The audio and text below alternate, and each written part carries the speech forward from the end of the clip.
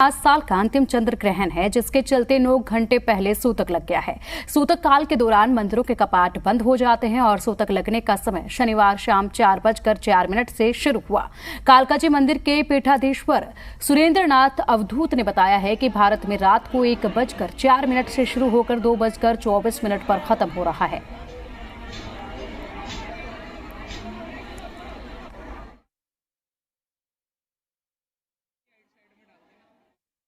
इस साल का अंतिम चंद्र ग्रहण अर्थात खंडग्रास चंद्र ग्रहण है। ये आश्विन शुक्ल पक्ष के मध्य रात्रि में ये ग्रहण लग रहा है। भारत में इस ग्रहण का जो स्पर्श काल है वो 1:04 से शुरू होगा और इसका मोक्ष अर्थात इसका समाप्ति काल 2:24 पर होगा। यह ग्रहण मेष राशि पर पड़ रहा है और अश्विनी नक्षत्र पर पड़ रहा है, इसलिए मेष राशि और अश्विन नक्षत्र में जन्म लेने वाले जातकों पर इसका विशेष प्रभाव पड़ेगा। यह ग्रहण कन्या, मिथुन, मकर और कुंभ राशि वालों के लिए शुभ फल देने वाला है। बाकी अन्य राशियों के लिए अर्थ हानि और स्वास्थ्य पर जो विपरीत प्रभाव डालने वाला होगा। यहाँ पर सुबह से भीड़ तो सुबह से ही है। शनिवार को, इतवार को नॉर्मली बहुत ज़्यादा ह्यूज क्राउड आती है दर्शन करने के लिए। आज शरद पूर्णिमा का भी दिन है और वाल्मीकि जयंती का भी दिन है, तो इसलिए सुबह से भीड़ जुटी हुई है। बाकी आप पूछ रहे हैं कि चंद्र ग्रहण के लिए हमारे क्या व्यवस्था है। आदरणीय मीडिया साहब ने इसके लिए स्पेशल इंस्ट्रक्शन जारी की है कि भीड़ जितनी मर्जी भीड़ हो, लेकिन इस तरीके की व्यवस्था की गई है कि हर एक यात्री को, हर एक श्रद्धालु को अच्छे से दर्शन होने चाहिए। क्या कपाट भी बंद रहेंगे चंद्र ग्रहण के दौरान? नहीं सर, कपाट नहीं बंद होते। माता रानी की इतनी इसके ऊपर कृपा रहती है कि कभी कपाट यहाँ पर मंदिर के बंद नहीं होते।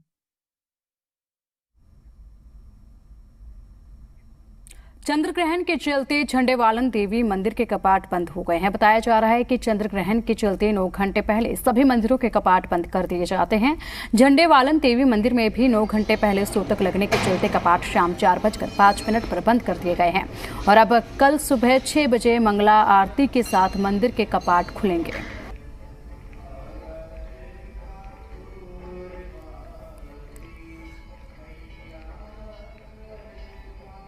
इस समय हम खड़े हैं झंडेवालन देवी मंदिर पर और यहाँ पर चंद्र ग्रहण को लेकर, क्योंकि सूतक करीब 4 बजे लग जाएगा, इसको लेकर चंद्र ग्रहण का क्या प्रभाव रहेगा आम आदमी की जिंदगी पर, इसको लेकर हम बातचीत करने के साथ हमारे साथ पंडित जी हैं। पंडित जी, ये बताइए कि जो आज चंद्र ग्रहण पड़ रहा है, चंद्र ग्रहण को लेकर अब सूतक लग जाएंगे, मंदिर के कपाट बंद हो जाएंगे। मान्यता ये है कि चंद्र ग्रहण को लेकर जो मनुष्य पर प्रभाव है वो किस तरह का पड़ेगा, शुभ या अशुभ? जय माता की। ये चंद्र ग्रहण, सूर्य ग्रहण और चंद्र ग्रहण वर्ष में आते रहते हैं। जब सूर्य और चंद्रमा के बीच में राहु और केतु की युति हो जाती है तब ये ग्रहण हो जाता है। तो ग्रहण काल में प्रायः सब प्रकार के दैविक, भौतिक, सांसारिक सब जीवों पे एक अंधकार का जो प्रकाश जब पड़ता है तो वहाँ की चीज़ें, उन चीज़ों पे जो है बैक्टीरिया, जिस तरह से विषाणु पैदा हो जाते हैं। सूर्य और चंद्रमा ही चंद्रमा मनसो जात चक्षो हो सूर्यो अजायतः, ये शक्ति के प्रतीक हैं। जब शक्ति ही क्षीण हो जाती है तो स्वतः ही हर चीज़ों का पे जो है प्रभाव पड़ना हो जाता है। तो वैसे ये जो हमारे सांसारिक भौतिक जो रसायन हैं उन पे भी इसका बड़ा प्रभाव पड़ता है। तो जीव को इससे के लिए जो है परमात्मा का ध्यान करना चाहिए और इससे जो है कि मतलब ग्रहण काल में, इस सूतक काल में जो है खाद्य पदार्थों का वो नहीं लेना चाहिए और इनसे परहेज रखें और भगवान का केवल स्मरण करना चाहिए। विशेषकर रोगी और वृद्ध और बच्चों के लिए, क्योंकि ये नियम और संयम अपना करने में सक्षम नहीं होते हैं, इसलिए इनके लिए शास्त्र भी जो है अनुमति देता है कि इनको परहेज न भी हो पाए तो वो वैसे ही अपनी स्थिति में रह सकते हैं। लेकिन जो एक सामान्य प्राणी है जिसको अपने आप में नियम और संयम की बहुत आवश्यकता होती है। अगर हम बात करें कि सूतक समाप्त कब होगा और मंदिर के कपाट कब खुलेंगे, तो अब 4 बजे, ये दोपहर से ही, अभी सायं से जो है 4:05 से मंदिर के कपाट बंद हो जाएंगे और रात्रि काल तो वैसे ही वो रहेगा। प्रातः जो मंगल आरती होगी वो 6 बजे भक्तों के लिए दर्शनों के लिए खुला रहेगा। बिल्कुल, देखिए चंद्र ग्रहण को लेकर जिस तरह से पंडित जी ने बताया कि सूतक लग जाते हैं, 9 घंटे पहले ही मंदिर के कपाट बंद हो जाएंगे और सुबह 6 बजे मंगला आरती के साथ मंदिर के कपाट फिर से एक बार श्रद्धालुओं के लिए खुल जाएंगे। संजय वर्मा, जी मीडिया, दिल्ली।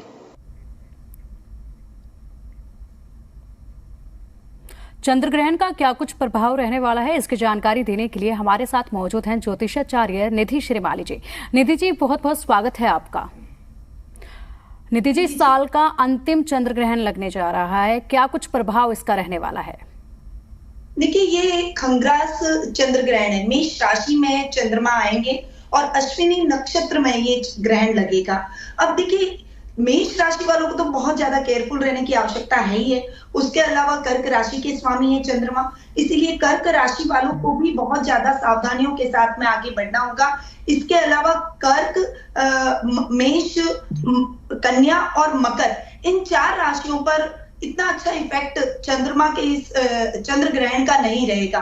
और बेसिकली सभी को इस चंद्र ग्रहण के दौरान बहुत सावधानियां रखनी चाहिए, क्योंकि चंद्रमा मन, माता और मस्तिष्क का कारक ग्रह है और ये उसे प्रभावित करता है। तो जो मानसिक रोगी हैं, जिनको माइग्रेन की प्रॉब्लम रहती है या सर दर्द से संबंधित समस्याएं रहती है या फिर मानसिक विकारों से वो गुजर रहे हैं, तो उनके लिए ये समय बहुत ही कठिन होता है। क्योंकि इस समय चंद्रमा, देखिए वैसे आज शरद पूर्णिमा है तो चंद्रमा 16 कलाओं से परिपूर्ण माना जाता है और उसके ऊपर चंद्र ग्रहण की स्थिति, यानी कोड में खाज वाली बात हो गई कि मतलब बहुत ज्यादा चंद्रमा विचलित रहेगा और इससे जिनका चंद्रमा कमजोर है उनको बहुत ज्यादा बेचैनी, घबराहट या इन रोगों में वृद्धि हो जाना, अति भावुक हो जाना। तो इस टाइम पे ऐसे रोगियों का घर वालों को भी विशेष रूप से ध्यान रखना है और उन रोगियों को भी मनी मन भगवान शिव की पूजा आराधना करनी है, क्योंकि शिव ने चंद्रमा को अपने सर में धारण किया है। इसीलिए अगर आप शिव आराधना करेंगे तो आपको मानसिक स्थिरता मिलेगी, बेचैनी कम होगी और ये जो ग्रहण काल जब समाप्त हो जाए तो मोक्ष के बाद आपको एक कुंभ का यानी पानी से भरे हुए घड़े का दान जरूर करना चाहिए। खासकर जो रोगी हैं, जो इस तरह की समस्याओं से गुजर रहे हैं, उनको तो विशेष रूप से इस समय पानी का दान करना चाहिए। ठीक है निधि जी, यहाँ पे आपने बताया कि किन किन राशियों पर इसका कितना प्रभाव रहेगा। अगर वहीं बात करें तो इस चंद्र ग्रहण की पूरे समाज पर, भारत पर क्या प्रभाव पड़ने वाला है? देखिए, ये अचानक से हुई जैसे जल प्रलय से संबंधित कोई घटनाएं हो सकती है, क्योंकि चंद्र ग्रहण हुआ है और भारत पर इसका इफेक्ट दिखेगा, इसीलिए सूतक भी मान्य रहेगा। तो ये जो चंद्र ग्रहण है, ये कहीं ना कहीं नेगेटिव एनर्जी, तो ये जब ग्रहण की स्थितियां उत्पन्न होती है तो नेगेटिव एनर्जी प्रोड्यूस होती ही है। तो भारत पर इसका नकारात्मक इफेक्ट इस तरीके से कि जैसे जल से संबंधित कोई समस्या हो जाना, यानी बाढ़ के स्थिति आ जाना या कोई सुनामी आना, ऐसी स्थितियां उत्पन्न हो सकती है, क्योंकि चंद्रमा जल तत्व का प्रतीक माना जाता है, इसीलिए इस तरह से जल से संबंधित समस्याएं उत्पन्न हो सकती है। इसके अलावा जैसे सुसाइड केस ज्यादा हो जाना या बहुत अग्रेसिवनेस, किसी चोर डकैत, बड़ी बड़ी ऐसी कोई घटनाएं भारत में होना और इस प्रकार की घटनाओं से मतलब बहुत ज्यादा मानव क्षति भी हो सकती है। तो बहुत ज्यादा संभल कर 10-15 दिनों के अंदर ये घटनाएं घटित हो सकती है अचानक से हमारे देश में, तो हमें बहुत संभल कर रहने की आवश्यकता है। बिल्कुल निधि जी, वहीं अगर बात करें तो इस दुष्प्रभाव से बचने के लिए क्या कोई रास्ता भी है? इस दुष्प्रभाव से किस तरीके से बचा जाए, किस तरीके की सावधानियां बरती जाएं? देखिए, सावधानी तो सबसे पहले आपको अपने चंद्रमा को कंट्रोल करने के लिए चांदी, क्योंकि चंद्र की धातु चांदी होती है, और भगवान शिव का 2 मुखी रुद्राक्ष आपको धारण करना चाहिए। चंद्रमा की चांदी को हम वैसे भी बहुत शुद्ध मानते हैं और वो चंद्रमा को थोड़ा बैलेंस करने का काम करती है, इसीलिए चांदी का कड़ा पहन सकते हैं, चांदी का एक चौकोर टुकड़ा अपने पास में रख सकते हैं, या फिर चांदी से संबंधित कोई भी आइटम जैसे चैन पहन सकते हैं अच्छी क्वालिटी का, जिसका चंद्रमा नीच का नहीं हो तो वो मोती भी धारण कर सकता है, वो भी रत्न वाला मोती, नॉर्मल मोती नहीं धारण करना है। इसके अलावा 2 मुखी रुद्राक्ष धारण किया जा सकता है, भगवान शिव के जाप किए जा सकते हैं, ओम नमः शिवाय का वो जाप करें। साथ ही इस समय शिव के जाप के साथ साथ महामृत्युंजय मंत्र का लगातार पाठ और जाप होना चाहिए। हमारे घर में जब नेगेटिव ऐसी वाइब्रेशन उत्पन्न हो जाती है, पूरे देश में उत्पन्न होने वाली है, क्योंकि चंद्र ग्रहण का प्रभाव हर व्यक्ति पड़ेगा। तो हमें ज्यादा से ज्यादा महामृत्युंजय मंत्र के जाप करने चाहिए। घर का हर व्यक्ति अगर एक माला जाप भी रुद्राक्ष की माला से महामृत्युंजय मंत्र का करे तो भी एक पॉजिटिव एनर्जी प्रोड्यूस होगी, जो कि इस नेगेटिविटी को, इस चंद्र ग्रहण के दुष्प्रभाव को कम करेगी। ठीक है निधि जी, वहीं इस ग्रहण की जो अवधि है वो बताई गई है कि 4 घंटे 24 मिनट तक चंद्र ग्रहण का प्रभाव देखने को मिलेगा, चंद्र ग्रहण रहने वाला है। तो ये जो अवधि है 4 घंटे 24 मिनट की, इस अवधि में वो कौन सा समय होगा जिसपे सबसे ज्यादा प्रभाव पड़ेगा इस ग्रहण का? देखिए 1:05 से लेकर 2:24 तक का जो टाइम पीरियड रहेगा वो बहुत ज्यादा कठिन रहने वाला है, और उस समय चंद्र ग्रहण का प्रभाव सबसे तीक्ष्ण रहने वाला है। तो उस समय विशेष रूप से आपको ध्यान रखना है। खासकर देखिए, मैं आपको बताने जा रही हूँ कि जो गर्भवती महिलाएं हैं, जो बच्चे हैं, जो बुजुर्ग हैं, जैसे सेंसिटिव लोग जो होते हैं, जिनकी इम्यून कमजोर है, उनको विशेष रूप से इस समय ध्यान रखना है। बिल्कुल निधि जी, आपने गर्भवती महिलाओं की बात की, तो गर्भवती महिलाओं को विशेष तौर पर ध्यान रखना होगा। क्या क्या चीजें उन्हें नहीं करनी है चंद्र ग्रहण के समय पर, और किन किन चीजों का विशेष ध्यान रखना है, और ऐसे में उनके बचाव के लिए किस तरीके के प्रयोगों को किया जा सकता है? देखिए सबसे पहले तो कि क्या है कि गर्भवती महिलाएं हैं तो वो बहुत लंबे समय तक कहते हैं कि सूतक काल से लेकर जब तक मोक्ष काल ना हो जाए तब तक कुछ भी नहीं खाना चाहिए, ग्रहण नहीं करना चाहिए। पर गर्भवती महिलाओं अपने मंदिर के घर में जो मंदिर होता है या फिर घर होता है तो उसकी सफाई करने के लिए भी कहा जाता है। तो चंद्र ग्रहण के बाद क्या क्या चीजें करनी चाहिए? देखिए मोक्ष काल हो जाए उसके बाद में सबसे पहले तो आप खुद स्नान करें। अपने घर को भी अगर हो सके तो गंगा जल अगर आपके घर में है तो, वैसे तो देखिए पहले लोग पूरा घर धोते थे, हमारे पुराने बुजुर्ग, और जो हम बचपन में हमने देखा है कि हमारे बुजुर्ग जैसे ही ग्रहण काल समाप्त हो जाता था तो पूरा घर धोते थे। पर अगर हम ऐसा नहीं कर सके क्योंकि रात का समय होगा वो, और काफी रात हो चुकी होगी, 2:24 पर ग्रहण समाप्त होगा, तो उसके पश्चात ये पॉसिबल नहीं होता, तो गंगा जल लें और गंगा जल से पूरे घर में छिड़काव करें तो घर भी शुद्ध हो जाएगा। उसके बाद में आपको रसोई में जो भी आपके बासी मसाले या कुछ ऐसी सब्जियां पड़ी है जो बनी हुई है, पका हुआ फूड है, उसको आपको फेंक देना है। वो आपको फिर उसके बाद ग्रहण नहीं करना है। हो सके अगर आपके यहाँ पर मिट्टी का घड़ा हो तो मिट्टी का घड़ा आपको चेंज करना है। अगर स्टील का घड़ा है तो उसे भी धोकर पानी हटाकर वापस शुद्ध जल उसमें भरना है। हो सके तो उस जल में थोड़ी सी तुलसी की पत्तियां जरूर डाल दें ताकि वो जल और भी ज्यादा शुद्ध हो जाए और उसको पीने से हमारी इम्यून सिस्टम भी डेवलप हो ताकि हानिकारक प्रभावों से बचा जा सके। इसके अलावा ग्रहण काल से पहले, सूतक काल के पहले आपको चावल और शक्कर या दूध, दही, घी, आप इन चीजों का थोड़ा सा आपकी क्वांटिटी जितनी आपकी पुरुषार्थ है वो चीजें आप थोड़ा सा दान के लिए अलग रखते हैं। और ग्रहण काल के दौरान इन चीजों का दान किसी ब्राह्मण या जरूरतमंद व्यक्ति को जरूर करना चाहिए। इससे हमें पुण्य फल की प्राप्ति होती है। और मैंने जैसा कि आपको बताया कि पानी के घड़े का दान जरूर करें, तो भरा हुआ पानी का घड़ा या मंदिर या किसी जरूरतमंद व्यक्ति के घर आप जरूर ग्रहण काल के बाद में ये दान की प्रक्रिया जरूर करनी चाहिए। रात्रि का समय है तो आप दूसरे दिन भी कर सकते हैं ये। बिल्कुल। और नीति जी, जिस तरीके से ये भी कहा जाता है कि लोगों को मंदिर ना जाने के लिए भी कहा जाता है कि इसमें मंदिर के कपाट बंद हो जाते हैं, मंदिर नहीं जाते हैं, भगवान की मूर्तियों को नहीं छूना चाहिए, अगर आप पूजा अर्चना करना चाहते हैं तो सिर्फ महज मंत्रों का जाप कीजिए।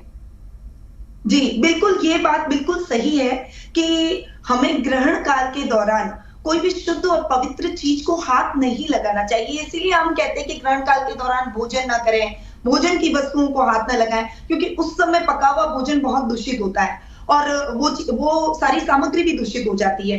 इसी प्रकार से मंदिर के कपाट भी बंद कर दिए जाते हैं। आपके घर में भी अगर कोई दरवाजा नहीं है, मंदिर खुला है, तो उसके ऊपर कपड़ा ढकते हैं ताकि आपके इस ग्रहण काल का प्रभाव उस मंदिर पर ना पड़े, उसकी एनर्जी खराब ना हो, क्योंकि नेगेटिव एनर्जी चारों तरफ रहती है उसका उस समय पे। दूसरा, मानसिक जाप या फिर किसी मंत्र का उच्चारण करना या फिर किसी स्तोत्र का उच्चारण करना इस समय सर्वाधिक लाभदायक होता है। यानी ग्रहण काल किसी भी मंत्र के उच्चारण के लिए या फिर किसी श्रोत के उच्चारण के लिए बहुत ही शुभ फलदायी माना जाता है। ऐसा माना जाता है कि अगर इस समय ये जाप किए जाए, मानसिक जाप किए जाए, तो उसका कई गुना अधिक फल हमें प्राप्त होता है और साथ ही हमारे शरीर की भी शुद्धि होती है।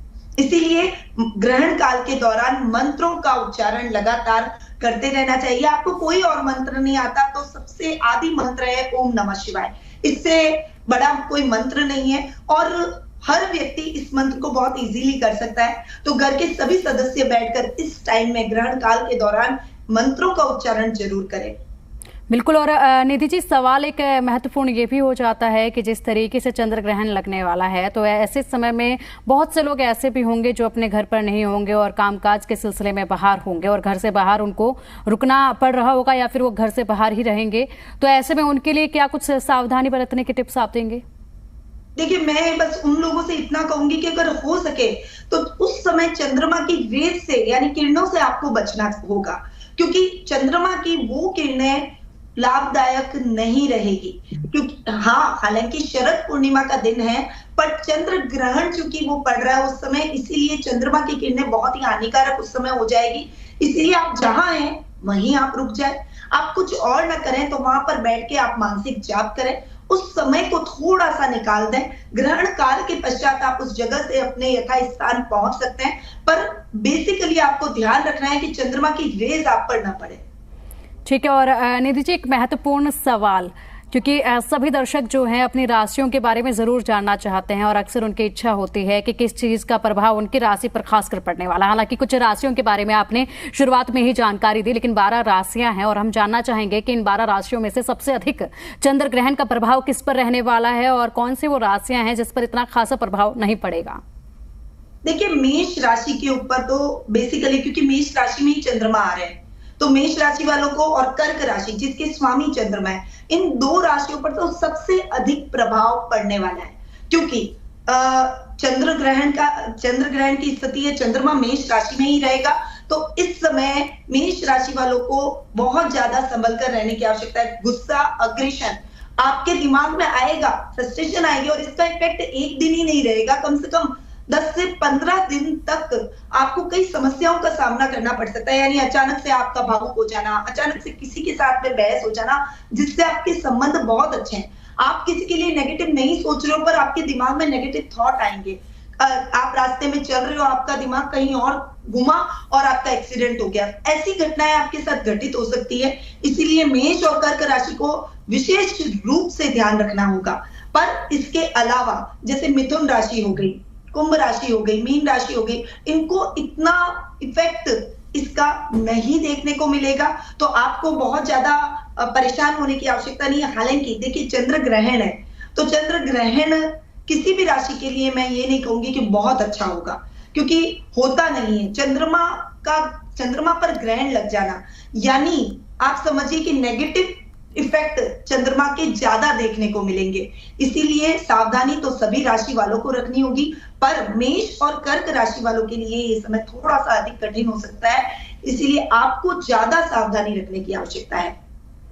ठीक है। और निधि जी, चंद्र ग्रहण शुरू होने से 9 घंटे पहले सूतक काल लग गया है और सभी मंदिरों के कपाट जो है सूतक काल में बंद रहते हैं, कपाट बंद कर दिए गए हैं। क्या कुछ इसका प्रभाव पड़ने वाला है सूतक काल का, और मंदिर के कपाट जो बंद किए गए हैं वो अब कब खुलेंगे? देखिए, मंदिर के कपाट वैसे तो देखिए मोक्ष काल 2:24 पर चंद्र ग्रहण समाप्त हो जाएगा, ठीक है, पर मंदिर के कपाट वैसे भी रात्रि में बंद रहते हैं, तो सुबह मंगल आरती के टाइम पे उससे पहले मंदिर की साफ सफाई होगी और उसके बाद मंदिर के कपाट खोले जाएंगे। तो तब तक तो मंदिर के कपाट बंद रहेंगे, इसीलिए आप मंदिर जाकर तो पूजा नहीं कर सकते, पर मानसिक जाप सूतक काल से ही प्रारंभ आपको कर देने चाहिए। घर में आपके कोई ऐसी मंत्रों की कैसेट हो जो आप चला सके, आप खुद नहीं बोल सकते हैं पर वो वाइब्रेशन डालती है, मंत्र जितना बजेगा उतना ही घर में पॉजिटिव वाइब रहेगी। तो आप अपने टीवी पे मंत्रों का जाप चला सकते हैं, आप खुद मंत्रों का जाप कर सकते हैं, आप अपने फोन में चला सकते हैं या फिर कोई मंत्रों की कैसेट लगा के उस पे आप सुन सकते हैं। पर सूतक काल से आपको इन क्रियाओं में सावधानी रखनी है। घर में कोई कटिंग नहीं होनी चाहिए, सिलाई जैसा सामान अगर घर में वो सिलने वाला करने वाला वो नहीं, नुकीली चीजों का उपयोग उसके बाद में आपको नहीं करना है। और ज्यादा से ज्यादा हो सके जितना उतना शांत रहकर, बहुत ज्यादा किसी से भी कोई भी बात पे बहस नहीं करनी है, क्रोध नहीं करना है, आवेश में नहीं आना है, झगड़ा नहीं करना है किसी से भी। बस मन ही मन मानसिक जाप आपको सूतक काल से लेकर मोक्ष काल तक करने चाहिए। बिल्कुल। और निधि जी, चंद्र ग्रहण का जो प्रभाव है वो लेन देन पर और निवेश पर कैसा रहने वाला है? इसका प्रभाव इन सब पर कैसे पड़ने वाला है?